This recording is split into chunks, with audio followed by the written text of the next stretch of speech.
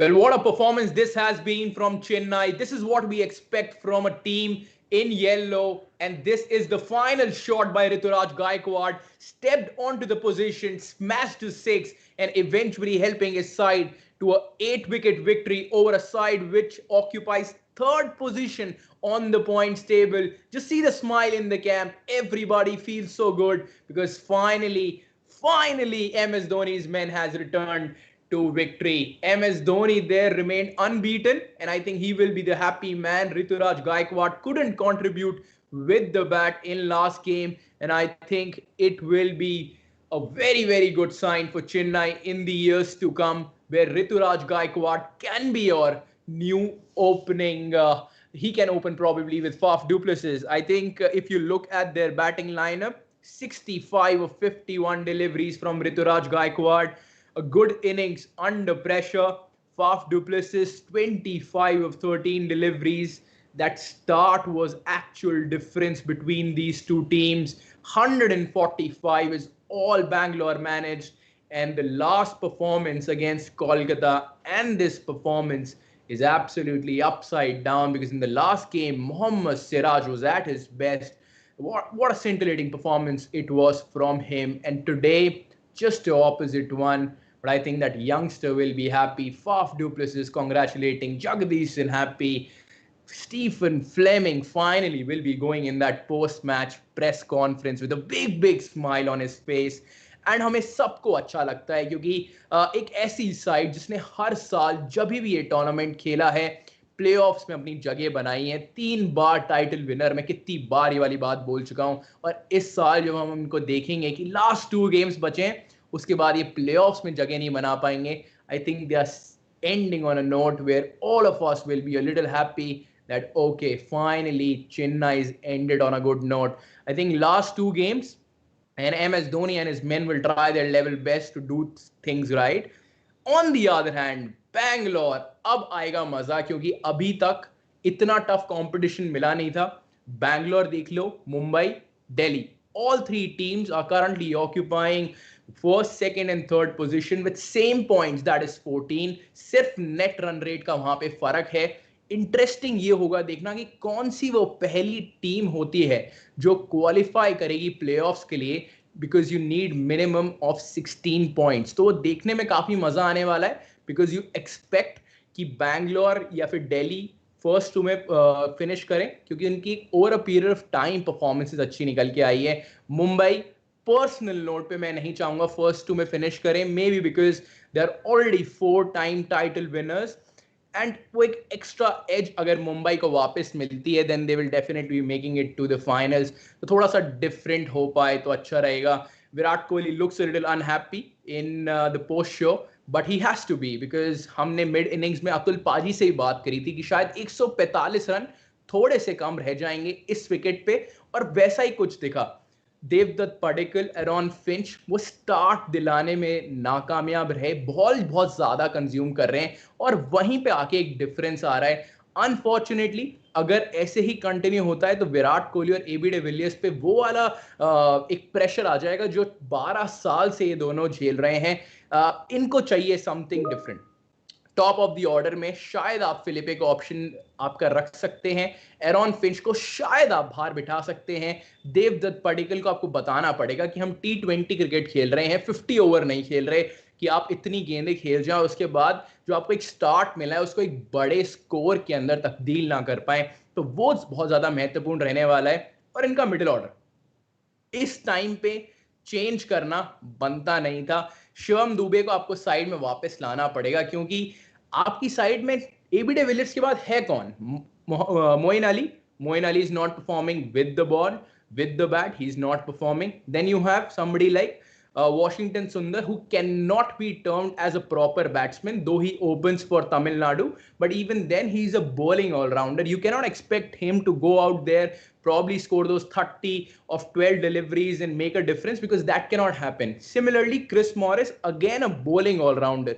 You need somebody who can bat after Virat or AB de Villiers because even Virat Kohli and AB de Villiers will fail on occasions. And that's exactly what we saw today. Virat ended up scoring a half century. 39 was scored by AB de Villiers, but even then, the consumption of balls was not at its best, and at the same time, winning the toss and opting to bat on a wicket where chase was very simple. I personally believe that Virat Kohli did not make a right decision on the field today, and I think he is himself to blame.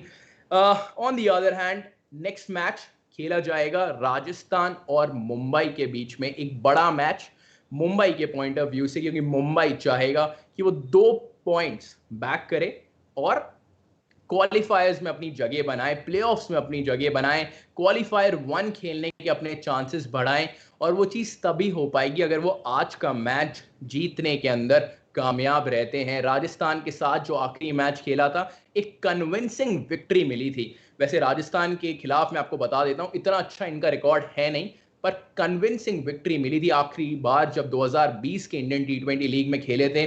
तो चाहेंगे कुछ उस तरीके का continue करना and एक अच्छी performance निकाल के लेके आना। मैं आपको प्रोबेबल 11 फैंटेसी गाइड आपकी क्या होनी चाहिए and best tweets before the game जरूर बताऊंगा, पर उससे पहले एक बार स्कोर कार्ड पे नजर डाल लेते हैं पहले मैच की।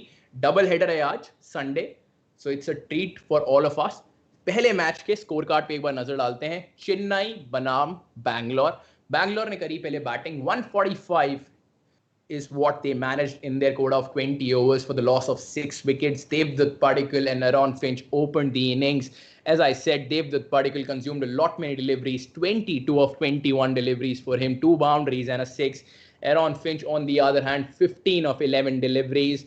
I think he needs to get going because Virat Kohli and his management seems to be showing a lot of confidence in Aaron Finch, and now it's time for him to deliver. On the other hand, when we talk about a good pair, Virat Kohli and AB de Villiers, every time you expect them to do well. And again, they were able to deliver 50 of 43 deliveries for Virat, and AB de Villiers 39 of 36 deliveries, 4 boundaries, but no 6 involved. And I think that was the actual difference. Moeen Ali, Chris Morris, Gurkeerat Singh Mann, and Washington Sundar were not able to contribute with the bat. 1-2-2-5 is what their score reads, and eventually Bangalore was able to finish at 145. When you look at the bowling card, I think everybody contributed, but the outperform guy was the standout guy, I would say, Sam Curran. 3 overs, 19 for 3, and he picked 3 big wickets. Aaron Finch, Virat Kohli, and Moeen Ali. So I think a good show for Sam Curran. Mitchell Santner, playing his first game in Indian T20 League 2020 season. I think he performed well. 4 overs, 23 for 1. And Deepak Chahar, what a beauty you are. 4 overs, 31, and took 2 important wickets. Of course, Chris Morris and AB de Villiers. On the other hand, Chennai started off really very well. 46-run partnership between Faf du Plessis and Ruturaj Gaikwad. That's exactly what you expect from both of them. Ruturaj Gaikwad has dominated in the red ball cricket in the domestic sector. And this was the time for him to replicate that performance into a higher stage. And that's exactly what he has done in the 4 games. In the 3 games rather, he was able to score just 5 runs. And today, the performance was absolutely different. 65 of 51 deliveries, remained not out, and that will give him a lot of confidence. Faf du Plessis, 25 of 13 deliveries. Ambati Rayudu once again showed his class, 39 of 27 deliveries, 3 boundaries and 2 massive sixes. Mahendra Singh Dhoni remained not out, though he consumed a lot many deliveries, but I think it's a good sign because MS Dhoni hasn't played that much of cricket before these 11 games. He was staying at home, so it's good time that he spent some time out there in the middle. And I think going forward, Chennai would be very happy. And the other good sign was Mahendra Singh Dhoni came out to bat at number 4 and not number 5 and number 6. So that's a very good sign. MS Dhoni has started to believe that he can bat at number 4, and that means you never know. Next season, you might be seeing MS Dhoni batting at number 4. And then, of course, Bangalore's bowling card, Washington Sundar, 4 overs, good economical overs, 4 overs, 27, but couldn't pick a wicket. Chris Morris was little expensive today, 3.4 overs, 36 for 1. Mohammad Siraj, not the best of days after what you did in your last outing. 2 overs, 29, couldn't manage a wicket. And then, of course, Yuzvendra Chahal, always you will see that he will pick a wicket for you. 4 overs, 21, and picked a big wicket of Ambati Rayudu. Moeen Ali, though he bowled 2 overs, rightly said by Atul Vasan as well in the mid-inning show that he might not be bowling his quota of 4 overs. Exactly that happened. 2 overs, 17 runs, very expensive. Couldn't do anything with the bat. And I think he will not be playing the next game as well. And we might see somebody like Isuru Udana to come back in the side. Then, of course, Navdeep Saini, 3 overs, 19. But I think that injury at the end of it was looking a little serious. And I think Bangalore would want that वो जल्दी से ठीक हो जाए और next game के लिए ready हों. And in the end, Chennai was able to win the game by 8 wickets. Now, it's time for us, since it's a double header, it's time for us to move to the second game of the day. And that is, of course, match number 45 will be played between Rajasthan and Mumbai. हम आपको बताने वाले हैं हमारी probable playing 11. पहले बात करेंगे राजस्थान की, फिर जाएंगे मुंबई पे. जहां तक राजस्थान की बात करी जाए, रॉबिन उथप्पा और बेन स्टोक्स ओपन करते हुए एक बार फिर नजर आएंगे.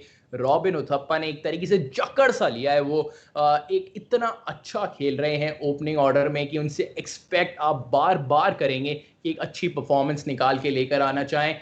उसके बाद संजू सैमसन नंबर 3 पे पिछले मैच में बल्ला चला और वो चाहेंगे कि उसको कंटिन्यू करें और एक अर्धशतक मार के दिखाएं. और उसके बाद Jos Buttler, Steve Smith. Jos Buttler एक ऐसे खिलाड़ी हैं जिनको ओपन कराना चाहिए, मिडिल ऑर्डर में नहीं खिलाना चाहिए. आज शायद हम एक्सपेक्ट कर सकते हैं शायद बेन स्टोक्स को नीचे खिलाएं, जॉस बटलर को वापस ऊपर भेजें. इंटरेस्टिंग होगा देखना ये करते हैं या नहीं. उसके बाद Steven Smith, of course the captain will be there. Riyan Parag, Rahul Tewatia, and then वो 4 गेंदबाज. जोफ्रा आर्चर हर मैच खेलते हैं, हर मैच में एक्सपेक्टेड रहता है कि कोई एक अच्छा विकेट निकाल के देंगे, किफायती ओवर निकाल के देंगे. और उस वजह से ये इंडियन T20 लीग में मोस्ट वैल्यूएबल प्लेयर में सबसे ऊपर आते हैं.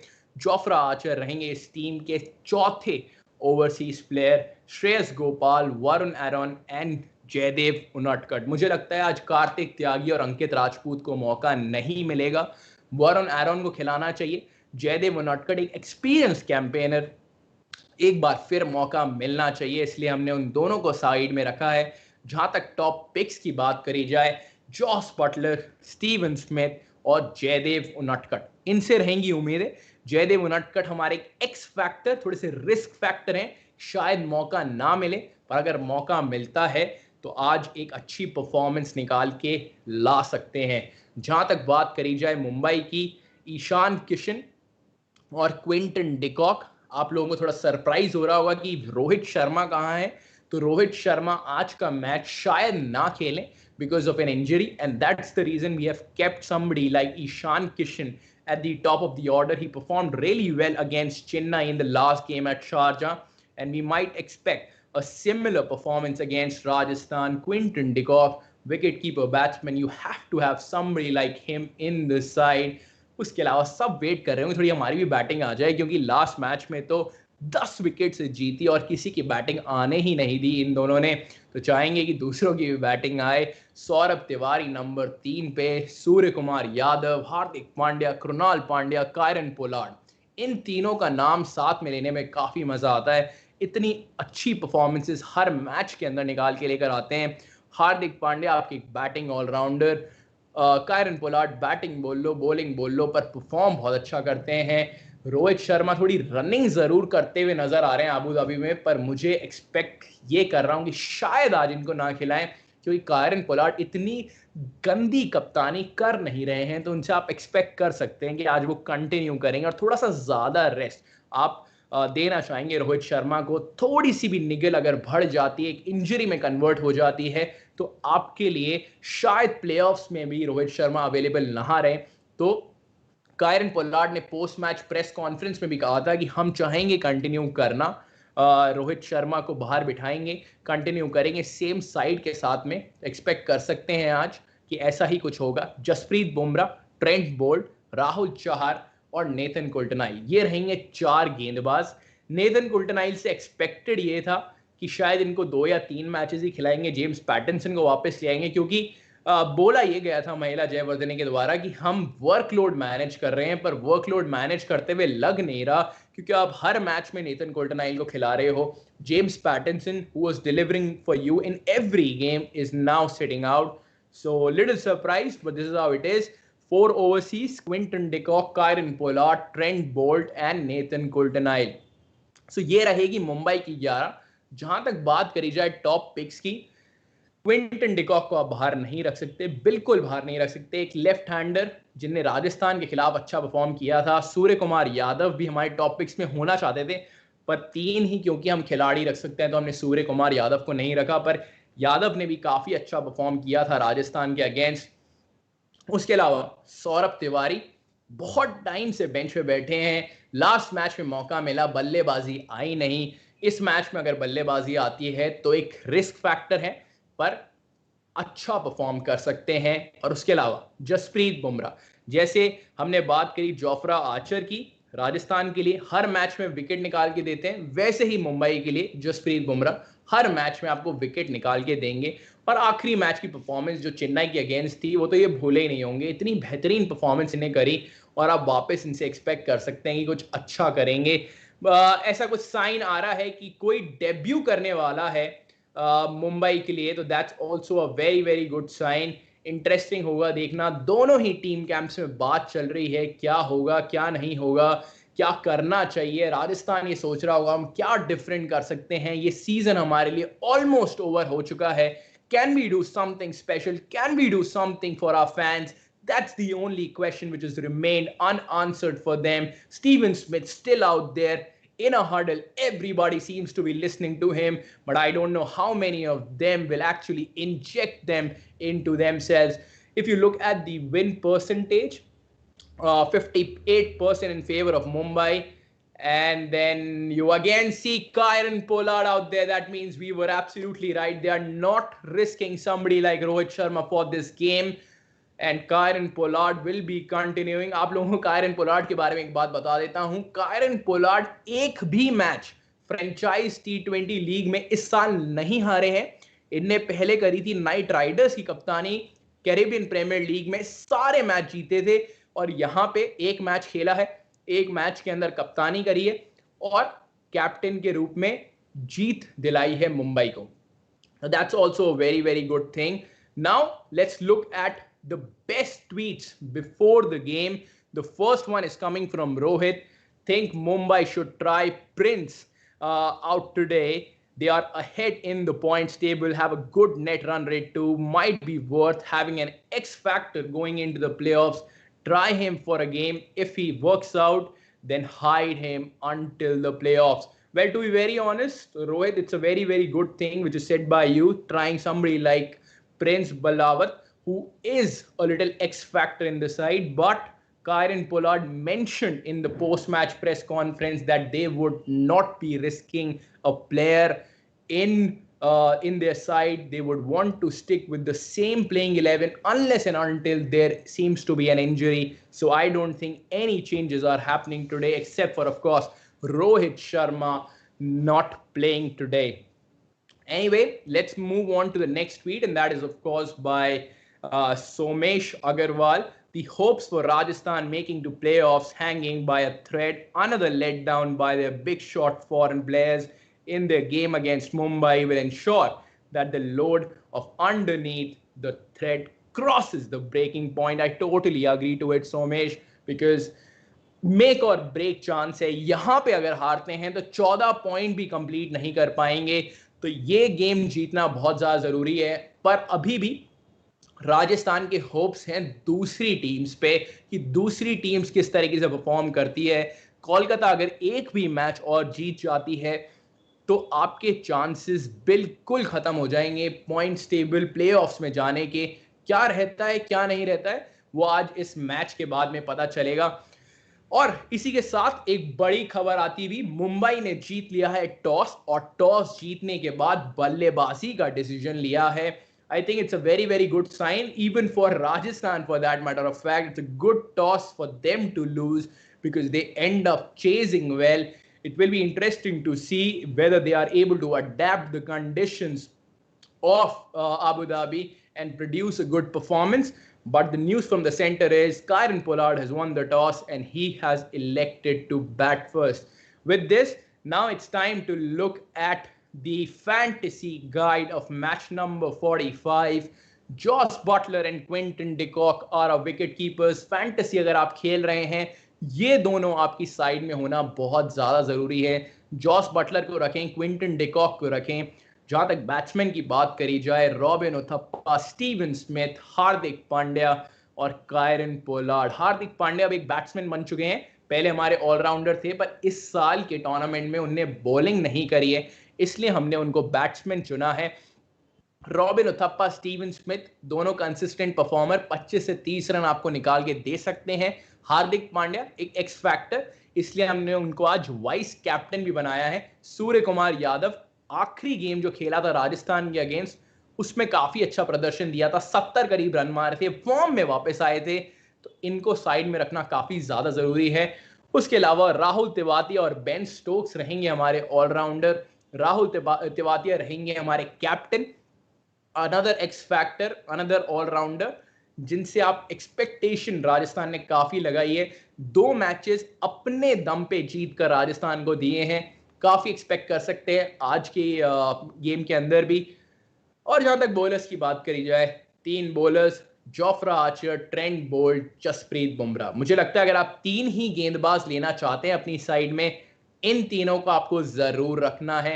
जोफ्रा आर्चर विकेट निकाल के देंगे, ट्रेंट बोल्ट किफायती हैं और विकेट भी निकाल के देंगे, और जसप्रीत बुमराह शायद कहने की जरूरत नहीं है, आपको पता है कि क्या उनसे एक्सपेक्ट करा जा सकता है. जहां तक प्लेइंग 11 की बात करी जाए, तो ऑलमोस्ट सिमिलर जो हमने आपको दिखाई थी, that sports tiger for you. Mumbai Indians, Quinton de Kock wicket keeper batsman, Ishan Kishan is most likely to open with him. Surya Kumar Yadav, Saurabh Tiwary, Hardik Pandya, Kieron Pollard, Krunal Pandya. पर एक चेंज जो मैं 5 मिनट पहले बोल रहा था, finally that has happened. Nathan Coulter-Nile is not playing today.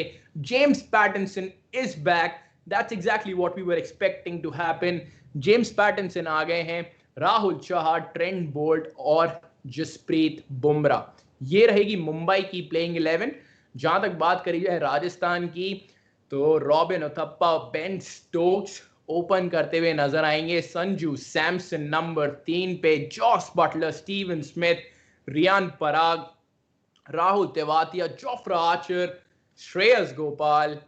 पर एक चीज जो मुझे नहीं समझ में आई इनकी प्लेइंग 11 में, how can you still stick with somebody like Kartik Tyagi, who is giving away 12-14 runs per over in every game. But again, it's their call. Kartik Tyagi seems to be playing today, and Ankit Rajput is also included in the side. So that's how the playing 11 actually looks. आपकी screen पे अभी playing 11 आपको दिख रही होगी. कुछ इस तरीके का रहेगा आज. राजस्थान बनाम मुंबई. मुंबई ने जीता है टॉस, और टॉस जीतने के बाद बल्लेबाजी का डिसीजन लिया है. कुछ 25 मिनट बचे हैं गेम के अंदर. अगर थोड़ा सा प्रिडिक्ट करा जाए, मुझे ऐसा लगता है कि मुंबई पहले बैटिंग करते हुए 160-165 बनाएगी, और चांसेस है अगर 160-165 पे राजस्थान रोक पाती है तो राजस्थान एक अच्छी परफॉर्मेंस निकाल के ला सकती है. पर अगर वैसा नहीं होता है तो we might expect Rajasthan to lose another game, and another flop show will be for them. So that's it from the pre-show of the second game, and of course the post-show of the first game that was played between Bangalore and Chennai. It will be interesting to see what happens in the second one. Match number 45 of Indian T20 League on your way. I hope you guys enjoyed, and we will be joining Atul Vasan in the mid-inning show. So don't go anywhere. Keep watching Sports Tiger and enjoy the sport.